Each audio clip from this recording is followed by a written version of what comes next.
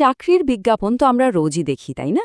কিন্তু কখনো কি ভেবে দেখেছি যে একটা সাধারণ দেখতে বিজ্ঞাপনের পেছনেও একটা বিরাট ব্যবসায়িক পরিকল্পনা লুকিয়ে থাকতে পারে?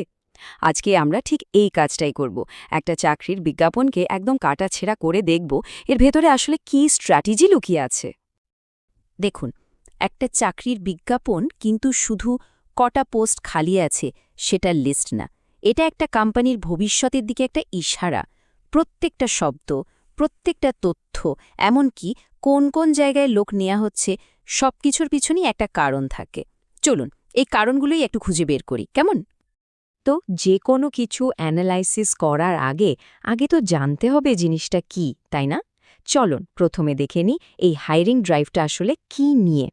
তার মানে ব্যাপারটা একদম পরিষ্কার। এটা অ্যাক্সিস ব্যাংকের একটা ফ্রেশার হায়ারিং ড্রাইভ। অর্থাৎ ব্যাংক চাইছে একেবারে নতুন ইয়াং ট্যালেন্টদের তাদের টিমে নিতে। আর তাদের ফোকাসটা হচ্ছে কলকাতা। আচ্ছা, স্ট্র্যাটেজি তো বুঝবো, কিন্তু তার আগে হাতে কি কি ফ্যাক্টস আছে সেটা তো দেখতে হবে। চলুন ইভেন্টের মেইন ডিটেলসগুলো একবার চোখ বুলিয়ে নিই। তো মেন পয়েন্টগুলো একদম ক্লিয়ার। ২৯শে নভেম্বর শনিবার বিবাদীবাগ অ্যাক্সিস ব্যাংক ব্রাঞ্চে। কিন্তু এখানে একটা জিনিস খেয়াল করার মতো, সময়টা দেখুন মাত্র ১ ঘন্টা। এর থেকে কি বোঝা যায়? বোঝা যায় যে এটা একটা হাইলি অর্গানাইজড আর খুব ফাস্ট একটা প্রসেস হতে চলেছে। এতক্ষণ যা দেখলাম সে তো বেসিক ইনফরমেশন, কিন্তু এখন আমরা ঢুকছি এই বিজ্ঞাপনের সবথেকে ইন্টারেস্টিং আর বলতে পারেন রহস্যময় পার্টটায়।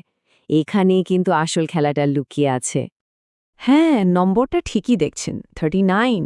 এই একটা বিজ্ঞাপনে মোট ৩৯টা আলাদা আলাদা এলাকার নাম বলা আছে। এটা কিন্তু শুধু একটা সংখ্যা নয়, এর পেছনে একটা বিরাট প্ল্যান কাজ করছে। আর এখানেই পুরো স্ট্র্যাটেজিটা জলের মতো পরিষ্কার হয়ে যায়। লিস্টে দেখুন, একদিকে যেমন আছে সল্ট লেক, রাজারহাটের মতো মডার্ন আইটি আর রেসিডেন্সিয়াল হাব, তেমনি অন্যদিকে আছে বড়বাজার বা ডালহাউজির মতো কলকাতার বহু পুরনো কমার্শিয়াল হার্টল্যান্ড। আবার দেখুন, বন্যা আর চুচুড়ার মতো শহরতলিও কিন্তু বাদ যায়নি। এই যে ভ্যারাইটি, এটা কিন্তু এমনি এমনি নয়, এটা একটা খুব ভেবেচিন্তে করা প্ল্যান। তো আমরা ডেটা পেয়ে গেলাম, সংখ্যাটাও দেখলাম, কিন্তু আসল প্রশ্নটা তো হলো কেন? এই ৩৯টা জায়গার লিস্টটা আমাদের ঠিক কি বলতে চাইছে? চলুন এই প্ল্যানটার আরও গভীরে যাই। এটাই তো মিলিয়ন ডলার কোয়েশ্চেন, তাই না? কেন অন্য কোনো জায়গা নয়? কেন ঠিক এই ৩৯টা জায়গায় বাছা হলো? এর উত্তরটা পেলেই কিন্তু আমরা ব্যাংকটার ফিউচার প্ল্যানটা ধরে ফেলতে পারব। দেখুন, ব্যাংকটার স্ট্র্যাটেজিটা কিন্তু মাল্টিলেয়ার্ড। একদিকে ওরা বিবাদীবাগ বা বড়বাজারের মতো পুরনো কমার্শিয়াল হাব থেকে লোক খুঁজছে, আবার অন্যদিকে রাজারহাটের মতো নতুন গ্রোয়িং এলাকা থেকে এমন লোক চাইছে যারা নতুন জেনারেশনের কাস্টমারদের পালসটা বোঝে। আর বনগাঁ বা চুচুড়ার মতো শহরতলিতে লোক নিয়ে ওরা আসলে লোকাল মার্কেট আর সেখানকার ট্যালেন্ট দুটোকেই ধরতে চাইছে। মানে এটা শুধু চাকরি দেওয়া নয়, এটা আসলে বাজারের প্রত্যেকটা সেগমেন্টে নিজেদের ফুটহোল্ড আরও শক্ত করার একটা মাস্টার প্ল্যান। তো এত সব অ্যানালিসিস তো হলো, কিন্তু একজন চাকরি প্রার্থী হিসাবে আমাদের জন্য আসল শিক্ষাটা কি? মানে আমরা এখান থেকে কি শিখতে পারি? চলুন শেষ পার্টে সেটাই দেখে নিই। তাহলে আসল কথাটা কি দাঁড়ালো? পরের বার যখন কোনো চাকরির বিজ্ঞাপন দেখবেন, তখন শুধু পোস্টের নাম আর স্যালারি দেখেই থেমে যাবেন না। ওই লোকেশনের লিস্টটা খুব মন দিয়ে দেখবেন।